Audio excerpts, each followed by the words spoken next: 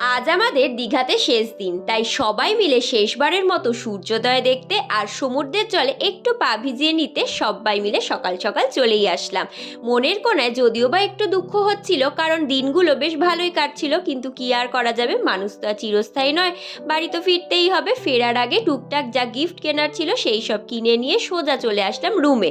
রুমে এসে রেডি হয়ে চেক আউট করে ফেললাম। আর আমরা এখন কোথায় বসে আছি জানো? সেই বিচের ধারে। কেন বলো তো? আজকে দুর্ভাগ্যবশত আমাদের ট্রেনটা 3 ঘন্টা লেট ছিল। তারপর খিদে পেয়ে যাওয়ায় সোজা ঢুকে গেলাম একটা বাঙালি হোটেলে। সেখানে এঁচোড় চিংড়ি থেকে শুরু করে নবরত্ন থেকে শুরু করে অনেক আইটেম ছিল, আর খাবারগুলো বেশ ভালো ছিল। লাঞ্চ করে এই গাড়িটা করে চাপাচাপি করে সবাই মিলে চলে আসলাম স্টেশনে। আর স্টেশনে আসতে না আসতেই ট্রেনও চলে আসলো। ট্রেনে উঠে নিজেদের সিট খুঁজে বসেই কিছুক্ষণ বাদে দেখলাম একটা লোক আসলো ম্যাজিক খেলা দেখাতে। বেশ ভালোই লাগছিল দেখতে। আমার এই ভ্লগটা কেমন লাগলো কমেন্ট করে জানিও। আজকের মতো সবাইকে টাটা।